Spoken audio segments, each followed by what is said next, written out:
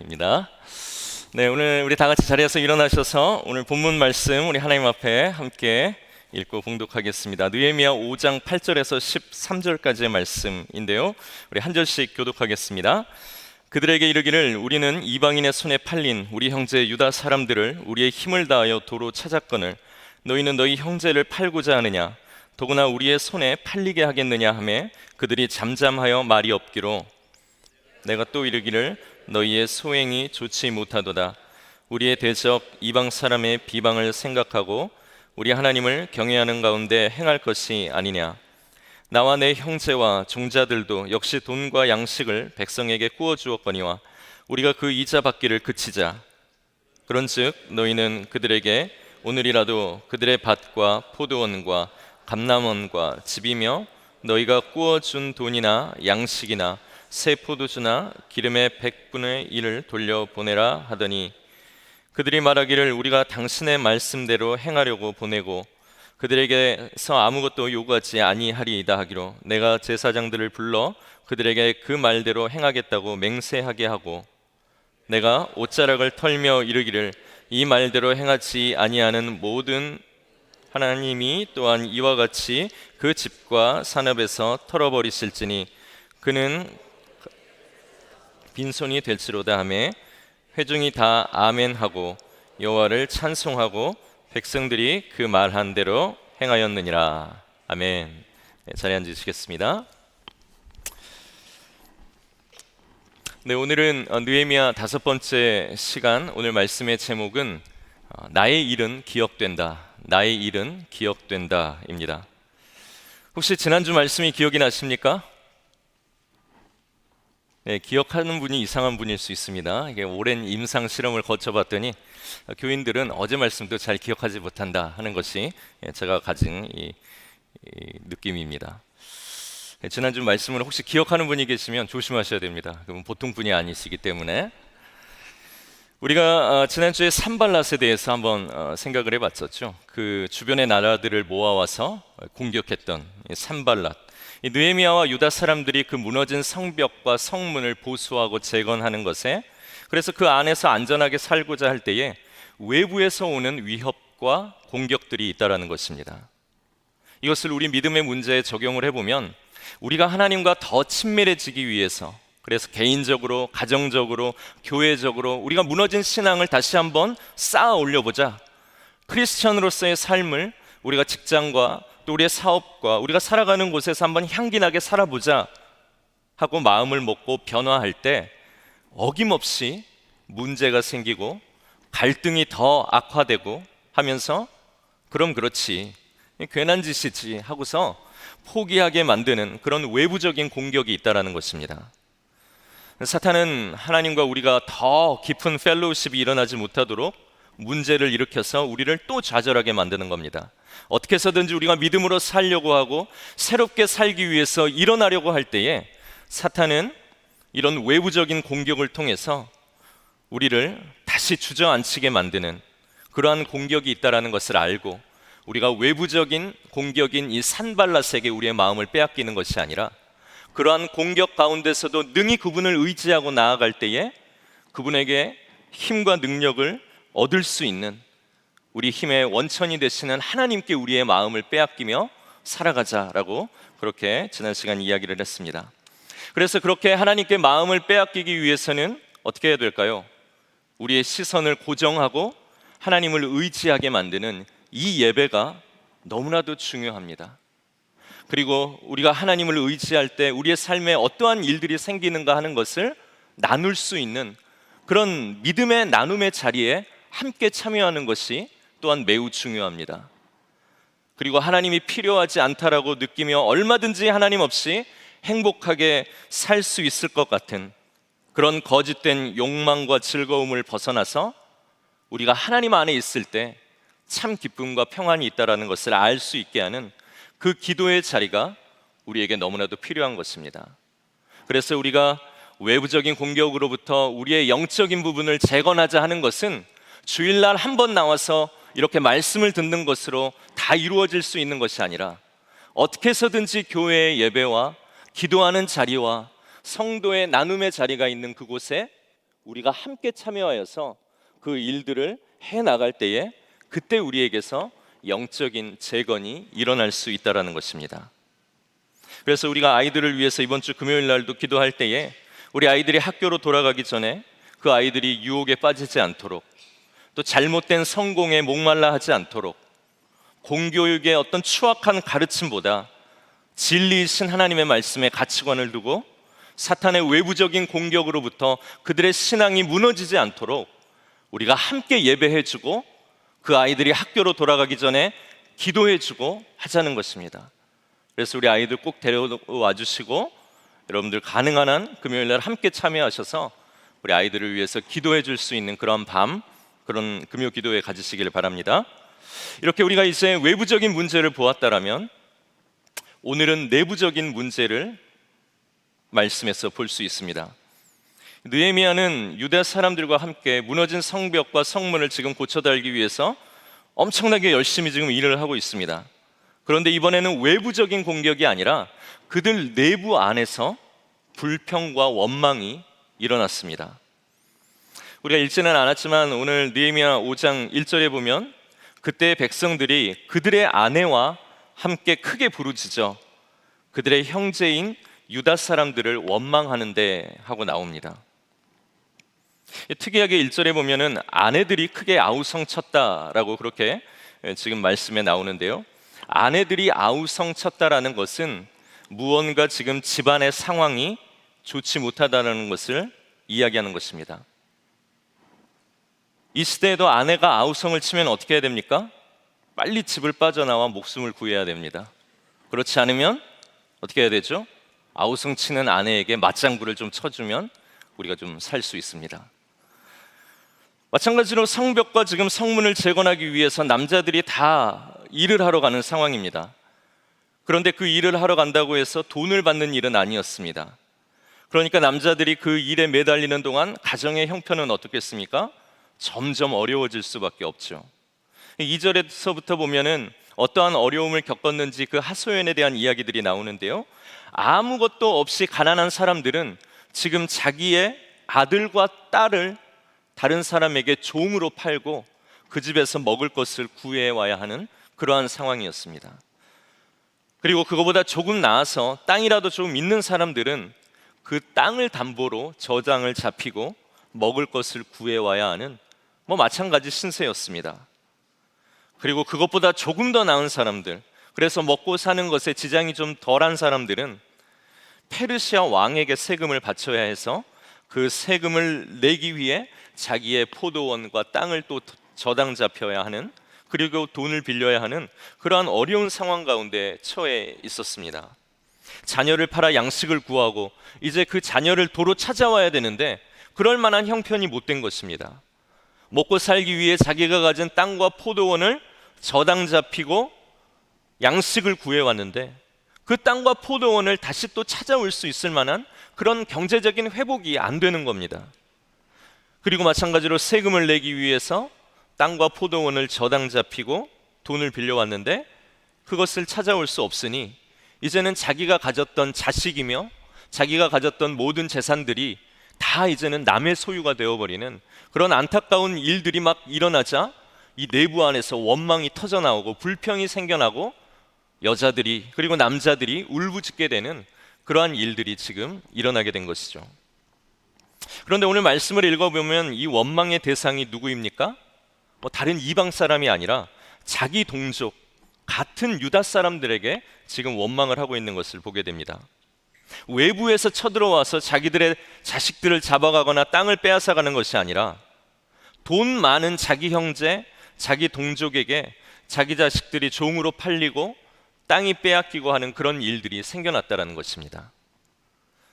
이런 내부적인 문제를 듣고 어떻게 이런 일이 일어날 수 있는지 이 느헤미야는 매우 화가 났습니다. 지금 일하는 사람들이 적들이 어떻게 해서 자기들을 공격할까 봐 한 손에는 무기를 들고 한 손에는 일하는 도구로 지금 성벽과 성문을 고치고 있는 중입니다. 그리고 일하는 사람들은 이 교대로 밤과 낮을 교대해 가면서 보초를 서고 그리고 일을 하며 그것들을 고되게 해나가는 그러한 상황 가운데 있습니다.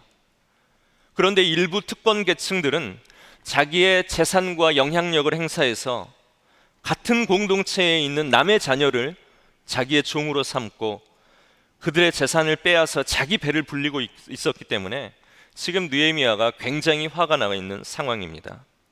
느헤미야는 이 모든 소리를 듣고 깊이 생각했습니다. 그리고 먼저 유대 땅의 모든 유지들, 그리고 관리들, 이 리더십들을 전부 다 모았습니다. 그리고 그들에게 호되게 꾸지름을 줍니다. 높은 이자 놀이를 하면서 어떻게 같은 형제요 같은 고향 사람들을 이렇게 자기 자식 귀한 줄 모르고 남의 자식을 종으로 삼고 땅과 일터를 그렇게 빼앗을 수 있는가 하면서 질책을 하죠. 사실 율법에 보면 가난한 사람들에게 돈을 빌려주는 것은 율법의 법에 있는 것입니다. 허락한 것입니다. 그렇게 해야지 가난한 사람들이 살아갈 수 있으니까. 가난한 사람들이 남에게 일단 돈을 빌리고 자기의 물건을 담보로 주었다가 이제 가난한 사람들도 일을 해서 돈을 벌게 되면 자기 물건을 다시 찾아오는 것이 이 율법의 규율입니다. 그런데 이자를 받는 것은 하나님께서 철저하게 금했습니다. 그 이자를 받는 것은 그 율법을 주신 하나님의 의도를 무시한 채 율법의 조항을 악용해서 돈을 벌려는 그 하나님의 의도와는 정반대의 일이기 때문에 하나님께서는 이 이자 받는 것에 대해서는 금하셨던 것을 우리가 레위기를 통해서 볼 수 있습니다. 이 느헤미야는 모여놓은 그 리더십들에게 이야기를 하죠. 우리가 이방 사람들로부터 빼앗긴 형제들, 그 사람들을 도로 찾아왔는데 이제는 같은 민족인 너희에게 사람들이 팔리는 판이다. 내가 너희들에게 가서 사람들을 찾아와야 되겠느냐라고 하면서 그들을 꾸짖자 그 리더십들이 아무런 말도 하지 못합니다. 이번에는 느헤미야가 모든 회중들을, 사람들을 다 불러 모았습니다. 그리고 그 자리에서 그곳에 있는 리더들에게 이거 정말 못할 짓 아닌가, 이렇게 하면 안 되지 않는가 라고 하면서 나도, 내 일가도, 그리고 내 밑에서 일하는 모든 사람들도 이자를 받고 그렇게 했는데 이제 나는 더 이상 내 집안 사람들, 내 밑에 일하는 모든 사람들이 이제 더 이상 이자를 받지 않게 하겠다. 그러니 너희도 이자 받지 말고 지금껏 빼앗은 것이 있다라면 그것을 원주인에게 돌려주어라 라고 그렇게 명령했습니다. 그런데 생각해 보면요, 사실 느헤미야는 그냥 똑같은 유대 사람이 아니었습니다. 그는 페르시아가 파견한 총독입니다. 그리고 페르시아 왕이 가장 신뢰해서 아주 옆에다 둔 그런 위치와 영향력이 있는 그런 사람입니다. 이 느헤미야가 이자를 받고 돈을 빌려줬다? 이것도 어떻게 보면 이상한 일입니다. 왜냐하면 그는 이자를 받고 돈을 빌려줄 필요가 없이 그냥 그가 필요하면 모든 백성의 것들을 빼앗을 수도 있는 사람이었고, 원하는 것이 있다라면 허락 없이 가질 수 있을 만한 그런 충분한 자격과 또 권위가 있었기 때문입니다. 그러나 오늘 이 느헤미야는 이 백성들 사이에서 일어난 내부의 문제들을 듣고 그 모든 문제들을 이해하고 나서서 자기뿐만이 아니라 자기의 가족과 그 밑에 있는 모든 사람들이 백성의 고통을 먼저 덜어주기로 그렇게 결단하고 약속하게 됩니다. 그리고 그런 느헤미야의 모든 결심을 듣고 유다의 리더들 역시 느헤미야의 말대로 앞으로 양식과 곡식을 빌려는 주겠지만 우리도 이자를 받지 않고 그동안 빼앗은 것이 있다라면 우리가 다 다시 돌려주겠다라고 그렇게 사람들 앞에서 약속을 합니다. 오늘 12절 우리가 읽었던 말씀인데요, 12절 말씀을 함께 띄워주시면 우리 보겠습니다. 우리 함께 보겠습니다. 시작. 그들이 말하기를 우리가 당신의 말씀대로 행하여 돌려보내고 그들에게서 아무것도 요구하지 아니하리이다 하기로 내가 제사장들을 불러 그들에게 그 말대로 행하겠다고 맹세하고.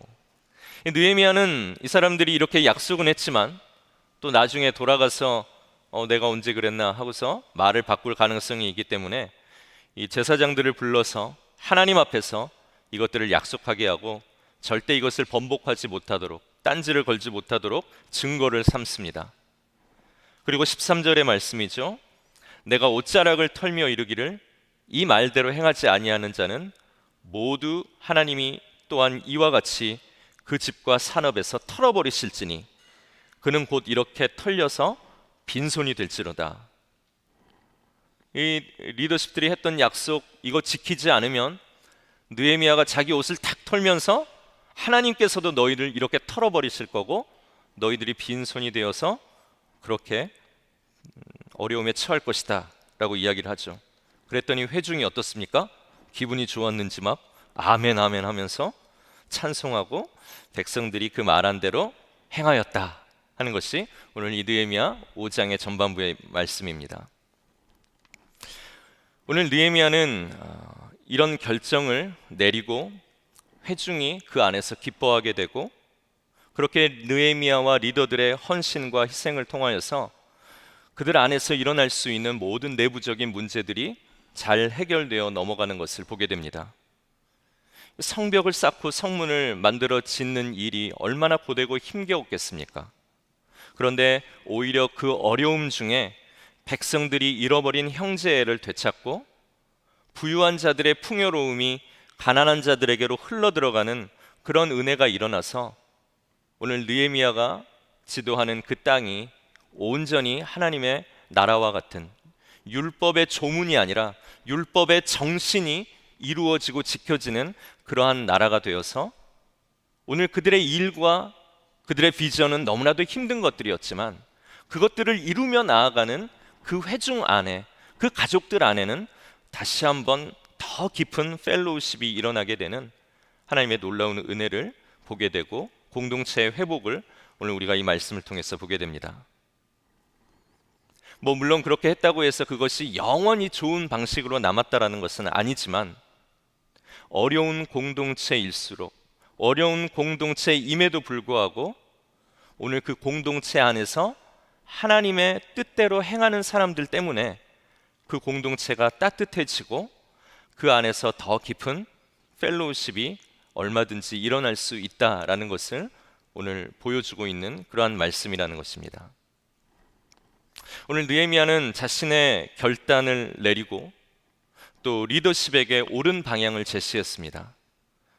그래서 느헤미야가 있는 그곳이 하나님의 나라가 만들어지는 그런 아름다운 모습으로 펼쳐지게 될 수 있겠죠.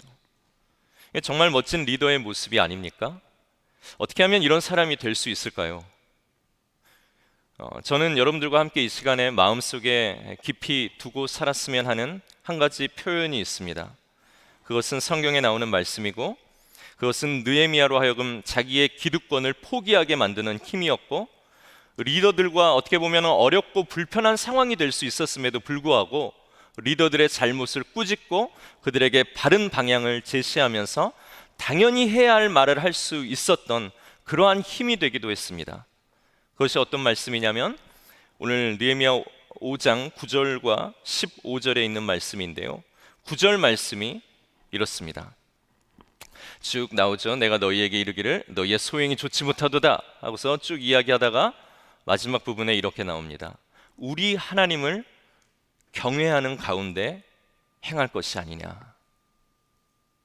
우리 하나님을 경외하는 가운데 행할 것이 아니냐.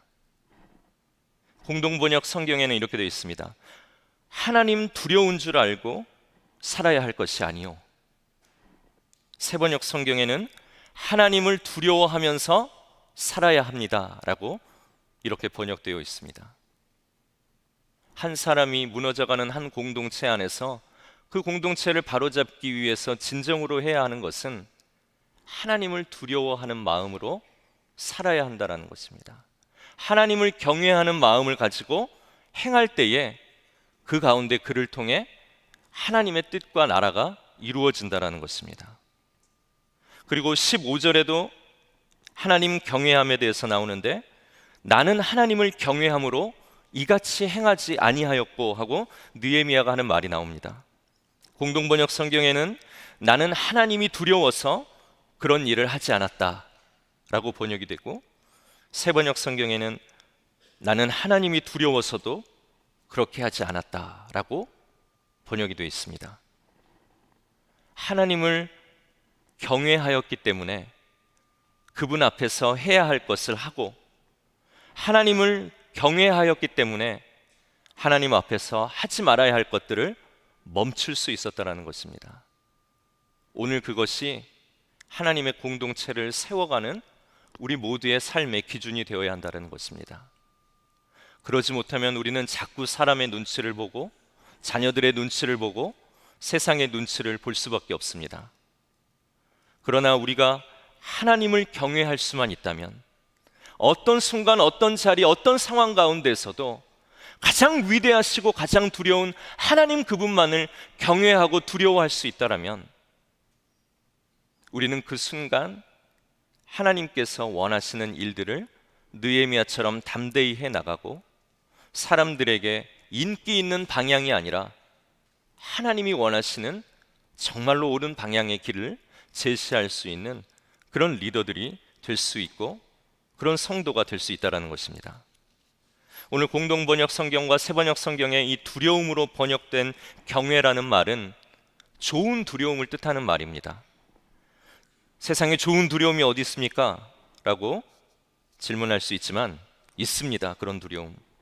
아버지가 그리고 어머니가 하시는 말씀을 자녀들이 듣고 따르는 그 두려움이 무엇입니까? 그것이 좋은 두려움입니다.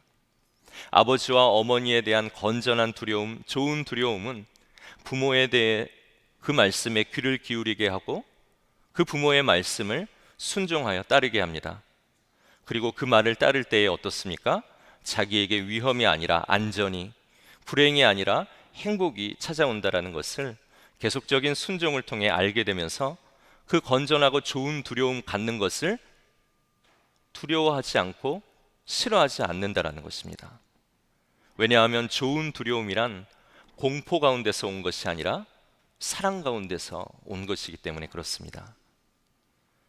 아이가 아버지의 얼굴, 어머니의 얼굴이 보이면 다른 얼굴 보지 않고 좋은 두려움을 가지고 부모의 얼굴을 보고 따르는 것이며 그 부모의 얼굴이 보이지 않을 때에는 그 부모가 들려주신 말씀을 기억하면서 그 부모의 가르침대로 살아가는 것, 그것이 바로 자녀가 부모를 대해 갖는 좋은 두려움이죠. 이것이 성경이 말하는 경외, 우리가 하나님에 대해서 가져야 하는 두려움의 모습이고 방법입니다. 느헤미야는 하나님을 경외했던 사람입니다. 하나님의 얼굴이 늘 자기를 보고 있는 것처럼 살고 그 하나님이 보이지 않는 것 같은 상황 속에서는 그분의 말씀과 약속이 자기 귀에 늘 들려오는 것처럼 그것을 생각하며 살았습니다. 하나님 앞에서 그래서 해야 할 일들을 그는 할 수 있었고 늘 하나님 앞에서 내가 하지 말아야 할 것이 무엇인가를 또한 분별하면서 하나님과 사람 앞에서 유익을 끼치는 존재로 살고 그의 그런 결정이 모든 장애물을 넘어 모든 무너진 것들을 끝까지 재건해 나가는 그 모든 재건의 역사를 완성하는 좋은 리더가 되게 했다라는 것입니다. 오늘 하나님에 대한 경외, 그분에 대한 두려움을 가진 느헤미야에게 들었던 마음은 무엇일까요? 하나님이 하신다. 하나님이 이기신다. 하나님이 이루어 가신다. 하나님이 가장 위대하시다. 그렇게 생각하며 오직 하나님 앞에서 오늘 나는 어떠한 모습으로 살아가야 하며 어떠한 것들을 멈추어야 할지를 갖는 그 하나님에 대한 경외, 그 하나님에 대한 두려움을 가지고 살 때 오늘 느헤미야의 영적인 부분들이 재건되었을 뿐만이 아니라 그와 함께 살아가는 모든 사람들이 오늘 느헤미야의 모습을 통하여서 다시 한번 하나님께로 자기들의 무너진 영적인 부분들, 것들이 재건되며 하나님의 온전한 사람으로 또한 그 뒤를 따라가게 되어가는 것이죠. 교회가 하나님 경외하지 못하면 우리 교회는 사람들의 좋은 교제 모임밖에는 될 수 없을 겁니다.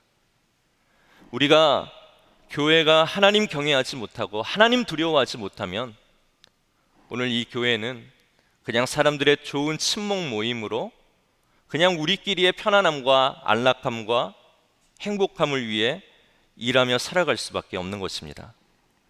그러나 오늘 이 교회도 하나님 앞에서 두려움을 가질 때 사람의 인기나 많은 사람들이 모이는 그런 어떤 우리가 이야기하는 수적인 부흥이 아니라 정말로 우리 교회가 하나님이 원하시는 어떠한 일들을 해 나가야 할 것인가? 우리는 서로에게 어떠한 예수님의 사랑을 보이며 살아가야 할 것인가 하는 하나님의 일을 하게 되고, 그 안에서 하나님의 나라가 펼쳐지게 되어지는 그런 역사가 일어날 수 있게 되는 것입니다. 하나님을 경외하는 것, 그분을 마땅히 두려워하는 것, 그것은 우리의 재건, 우리의 영적인 재건을 위해 너무나도 중요한 것이고, 교회가 교회되는 사명을 감당하기 위해서 너무나도 필요한 부분입니다. 그리고 또 하나, 오늘 말씀의 제목처럼 하나님 앞에서 내 삶도 기억된다라는 것을 우리가 알아야 됩니다.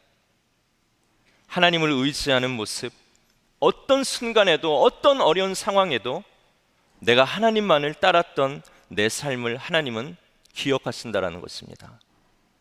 반대로 하나님을 의지하지 않고 하나님의 뜻과 관심 없이 살아가는 내 모습과 내 언행, 내 태도도 하나님께 기억된다라는 것을 우리가 아는 지혜도 필요할 것입니다. 하나님은 우리를 기억하시는 분이십니다. 하나님이 우리의 삶 한 조각 한 조각의 모든 파편들을 기억하시면서 하나님께서 우리를 다시 만날 그때에 우리에게 어떤 이야기를 해주실지 우리가 늘 염두에 두고 그분 앞에서 두려움 가운데 살아가야 한다면, 그러면 우리는 그분 앞에서 어떠한 일을 하고 어떠한 일을 멈추어야 할지가 드러나게 되며 우리의 무너진 영적인 부분들이 재건되어지는 놀라운 힘이 그 안에서 또한 생겨나게 되는 것입니다. 제가 어제 한 글을 읽었는데요, 그 이야기만 드리고 오늘 모든 말씀을 정리하려고 합니다. 처음에 한 두 줄로 시작되는 어떤 멋진 글이 있었습니다. 그래서 그 글이 너무 좋아서 도대체 어떤 사람이 이러한 글을 썼을까 하고 그 글을 쓴 사람의 이 블로그를 들어가 봤습니다. 그런데 그 분의 블로그에 들어가 봤더니 그분은 아이를 키우는 한 여성인데 지금 너무나도 힘든 상황 속에서 남편과 이혼의 그 과정을 거쳐가고 있는 그런 사람이었습니다. 남편이 자기에게 대해서 5시간이고 6시간이고 한 곳에 몰아놓고 수많은 학대와 또 욕설을 하면서 이분이 그런 결혼의 과정을 신혼부터 거쳐와서 5, 6년 완전히 공황장애에 빠져버린 겁니다. 그리고 시댁은 네가 돈을 못 해주고 네가 뭔가 부족했기 때문에 이런 것이라며 아들과 자기를 이간질 시켜놓으면서 그런 상황 가운데서 큰 정말 상처와 또 자살의 시도들을 하면서 그렇게 생을 그래도 다시 한번 살아보자 라고 그렇게 글을 쓰고 있었습니다.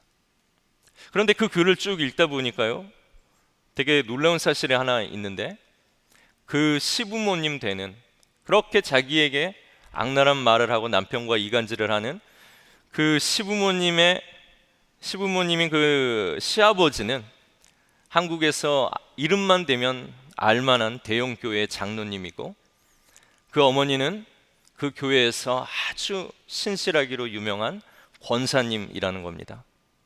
그리고 자기의 아들도 그러한 좋은 집안의 아들로 이렇게 교회에서 칭찬받고, 자기의 그 동생도, 그 남동생도 얼마나 자기에게 그렇게 심하게 굴렸지만 교회 안에서만은 아주 소문난 신실한 청년으로 그렇게 보이고 주고 있다라는 것이죠. 저는 그 글을 읽으면서 오늘 이 말씀과 좀 연결을 해보게 되었습니다. 오늘 이 내부적으로 일어나는 문제 때문에 느헤미야가 겪는 고통은 사실 우리 교회 전체를 놓고 생각해 보면 우리 교회가 예수님을 전하기 위한 큰 하나의 마을과 같고 성과 같지 않습니까? 그 성들이 무너지고 문짝이 부서지는 것을 우리 이 땅에 있는 교회들이 하나씩 맡아가면서 지금 재건의 작업을 하면서 다시 오실 예수님을 기다리며 복음을 전하는데, 오늘 그 안에서 어떤 사람들은 자기가 가진 영향력을 가지고 하나님의 사람이 아니라 종교인으로 살아가면서 그 재건에 함께 힘을 합하지 못하고 오히려 더 많은 부분들을 무너뜨리면서 오늘 교회와 또한 성도가 지탄받게 하고 있는 그러한 모습이 아닌가 생각이 듭니다. 자녀들이 교회를 떠나는 이유, 성도들이 교회에서 상처받는 이유, 교회가 세상에서 지탄받는 이유, 믿는 우리의 가정과 교회가 계속 이 무너진 성벽과 문을 보수하지 못하고 있는 이유는 산발락과 같은 외부의 공격도 있지만 어떻게 보면 더 많은 경우는 우리 내부 안에서 일어나는 문제들로 인하여서 우리가 그렇게 지탄받고 무너지고 있는 상황을 겪고 있다는 것입니다. 오늘 우리의 자녀들은 우리를 통해서 하나님을 두려워하는 그 경외의 모습을 보고 있을까요? 우리와 함께 일하는 사람들은 정말로 하나님 앞에서 저 사람의 인생이 기억되겠구나라는 것을 두려워하면서 살아가는 그러한 한 사람의 모습으로 서 있을까요? 우리는 어떠한 모습으로 이 세상을 살아가는지, 우리의 모습을 통해 이 땅의 교회가 재건되어질지 아니면 생겨난 그 구멍과 상처가 더 커질지가 결정이 되어지는 것입니다. 그러나 반대로 또 어떤 일도 있습니까? 이번 새가족 환영회 때 어떤 그 가정이 이런 얘기를 했어요. 자기가 이 교회에 온 이유는 자기와 함께 직장에서 일하는 어떤 집사님의 모습을 보고 내가 교회를 간다면 저 집사님이 다니는 교회로 가겠다 하고서 오늘 이 교회에 나와서 새가족이 되었다라는 분도 있습니다. 하나님 앞에서 그분을 정말로 두려워하는 경외함을 가지고 내 인생의 한 조각을 하나님께서는 놓치지 않고 기억하시는 분이시라는 것을 알고 우리가 두려움을 가지고 정말로 하나님 앞에서 내가 해야 할 것은 무엇이고 하지 말아야 할 것은 무엇인가를 늘 고민하면서 이 한 주를 살아가실 때에 오늘 여러분들을 통해서 구원이 일어날 수도 있고 죄송하지만 우리를 통해서 시험과 무너짐이 일어나는 일들도 있다라는 것을 우리가 늘 염두하고 두려움 가운데 우리의 말과 행동을 조심하며 살필 수 있게 되는 것입니다. 바라기는 저와 여러분들 모두가 우리 삶의 날마다 숨쉬는 순간마다 어려움이 찾아올지라도 주님의 자비로운 손길로 우리를 안아주시고 함께하여 주시는 우리 하나님이 계시기 때문에 그 하나님이 하시고 그 하나님이 이루시고 그 하나님이 이기시기 때문에 다른 어떤 것도 아닌 하나님 그분 한 분만을 두려워하며 그분을 의지하며 그분이 원하시는 모습으로 살아가기로 결단하면서 오늘 우리가 서 있는 그곳이 하나님의 나라가 되어지는, 모든 무너졌던 것들이 보수되어지고 재건되어지는 그러한 회복의 역사가 있기를 간절히 소망합니다. 우리 그 믿음으로 함께 살기를 결단하면서 우리 이 시간 자리에서 일어나서 함께 찬양하며 나가겠습니다.